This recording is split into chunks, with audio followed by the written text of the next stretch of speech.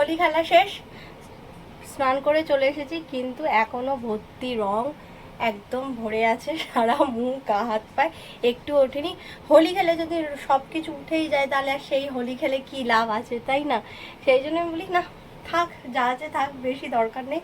বেশি ঘষলে স্কিনটার ক্ষতি হতে পারে, আর হেয়ারও যদি বেশি একদম নিয়ে এরকমভাবে হেয়ারের মধ্যে করতে থাকি সেটাতেও ক্ষতি হবে। তাই ভাবলাম যে হোলির পরে খেলে ঠেলে এসে স্নান করে নিয়ে আফটার শাওয়ার একটা স্কিন কেয়ার করা যেতেই পারে, আর তোমাদের সঙ্গে সেটা শেয়ার করা যেতেই পারে। তাহলে একটা গুড ময়েশ্চারাইজার লাগাতে হবে, যেহেতু অনেক কেমিক্যাল মুখের মধ্যে, গা হাত পার মধ্যে এসেছে। সেই জন্য আগে সবার ফার্স্টেই যেটা করতে হবে, খুব ভালো করে ময়েশ্চারাইজারটা ইউজ করতে হবে। আমার এটা শেষের মুখে, তাই এই তো একটু বেশি কোয়ান্টিটিতেই ইউজ করতে হবে, যাতে স্কিনটা একটু ভালোভাবে থাকে, অনেকক্ষণ যাতে থাকে, সেই জন্যে। চলো খুব ভালো করে এটাকে মুখের মধ্যে মেখে নিই, যাতে স্কিনটার আর যতটা ড্যামেজ হয়েছে আর যাতে কোনো রকমভাবে কোনো ড্যামেজ না হয়। গলাতেও দিয়ে নিলাম, একটু পিঠেও দিয়ে নিলাম।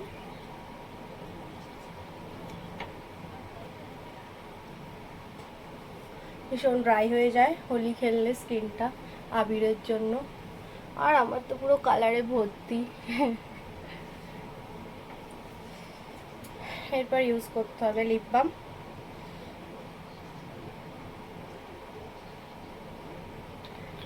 আমি হিমালয়ের লিপ বামটা ইউজ করলাম।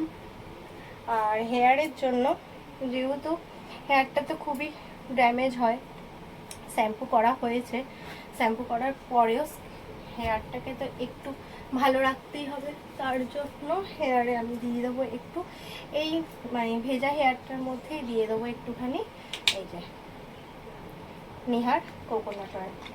এখন যেটা পেলাম সেটাই হাতে খুব ভালো করে রাব করে নেব, নিয়ে দেন হেয়ারে এটা ইউজ করে নেব।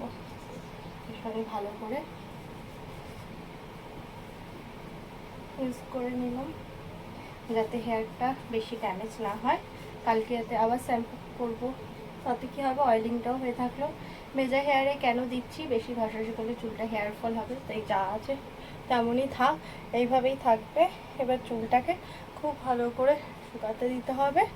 আর হচ্ছে ফেসে তো ইউজ করলাম ময়েশ্চারাইজার, লিপে লিপ বাম, হেয়ারে অয়েল, আর বডির জন্য এটা গুড ময়েশ্চারাইজার বা গুড বডি লোশন। আমি ইউজ করব ভ্যাসলিনের ডিপ ময়েশ্চারাইজার, যেটা সেটা। আর হোলি খেললে ভীষণভাবে স্কিনটা থেকে শুরু করে ফেসের skin, body skin, even hair সব কিছু বেশ ভালোভাবেই ড্যামেজ হয়, ভীষণই ভালোভাবে। হাতেও আমার একটু রং ওঠেনি, আর না উঠেছে আমার ফেসে, বাট আমার ভালো লাগছে। হোলি খেলেছি, যদি সব রং উঠেই যায় তাহলে কি ভালো লাগবে। ঠিক আছে, একটু থাক, কোনো ব্যাপার না। পর্ব দেখি লাঞ্চ কোথায় করি, মার বাড়িতে না শ্বশুর বাড়িতে, কোথায় লাঞ্চ করি চল সেটাও তোমাদের সঙ্গে শেয়ার করবো লাঞ্চটা। এইভাবে হেয়ারটা থাক, আমি ড্রেসটা একটু চেঞ্জ করে নিই। এখন বর নিতে আসবে, শ্বশুর বাড়ি যাবো, গিয়ে খাওয়া দাওয়া করবো। গুল্লু চ আমাদের বাড়ি ঘুরে আসবি, আয় পরে যাবি। এই যে এখন যাই,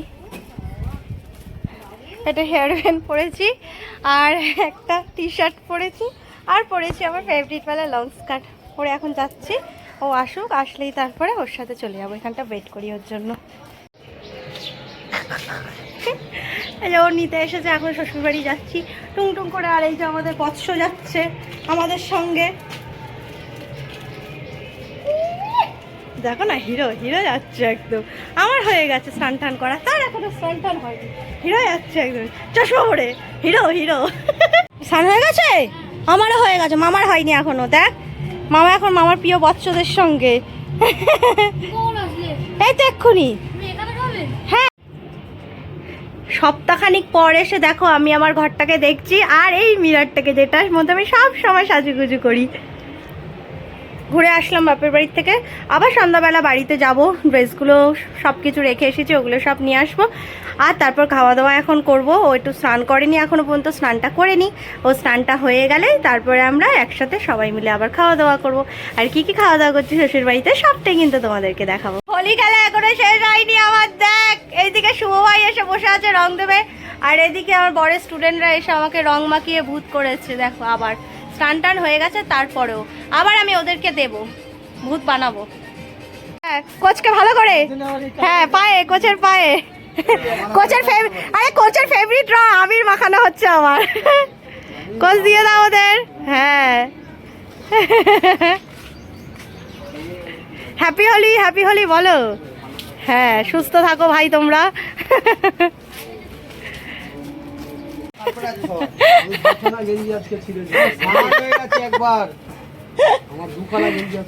নে মাখা ভালো করে, হ্যাঁ শালাবাবুকে ভালো করে দিয়ে দাও। হ্যাঁ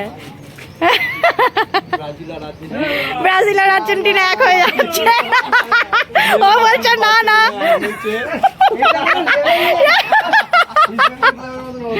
বলে ইস্টবেঙ্গল ক্লাবের মতো অবস্থা।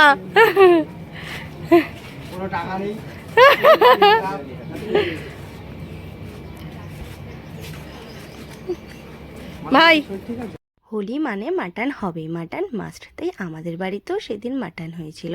বাট আমি মাটন বা চিকেন কোনোটাই খাই না, দুটোই আগে খেতাম, এখন খাওয়া ছেড়ে দিয়েছি, অনেক মাস হয়েছে। তাই বাড়িতে বাকি যেগুলো রান্না হয়েছিল আমি সেগুলো খেয়েছিলাম মুসুর ডাল আম দিয়ে করেছিল, টক ডাল মতো সেটা, তার সাথে ছিল পটল ভাজা আর বেগুন ভাজা, আর হয়েছিল মাছ, চাটনি, পাঁপড়, এই হয়েছিল। আর এদিকে ও মাটন দিয়ে খাচ্ছে আর আমি এগুলো দিয়ে খেয়েছি। ভিডিওটা ভালো লাগলে লাইক করো, টাটা।